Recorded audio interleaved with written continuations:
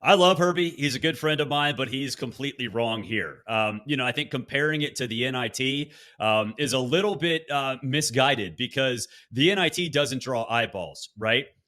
Bowl games do. And people like to talk about the lack of attendance. And I don't really care about lack of attendance. These things are TV shows and they rate higher than a lot of NBA games. And a lot of it is because of gambling. It was that way before. It's going to be that way even more moving forward. But people like to watch football. Football's fun. College football players, and you know this better than anybody, generally speaking, like to play the sport of football. I mean, it's crazy, right?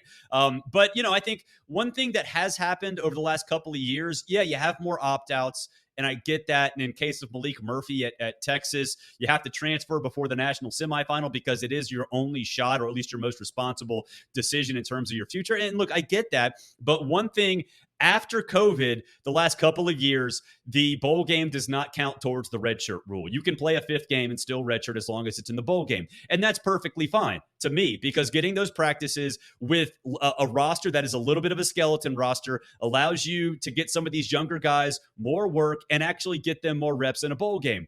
And that's awesome. To me, that's basically a spring practice session on steroids. And then you actually get to play in a game that is more meaningful than a spring game, obviously, but not as meaningful as an actual football game trying to win a conference championship or anything like that. So, I'm fine with it. And by and large, a lot of these players want to win bowl games. It matters to them. I mean, go back and look at the Tennessee game. Those players were just thrilled about what happened. Western Kentucky bout in the famous Toastery Bowl. That game mattered. Ask them. It absolutely mattered. So I'm fine with bowl games. College football's fun. Football is fun. And I think from a development standpoint, coaches learn a lot from them.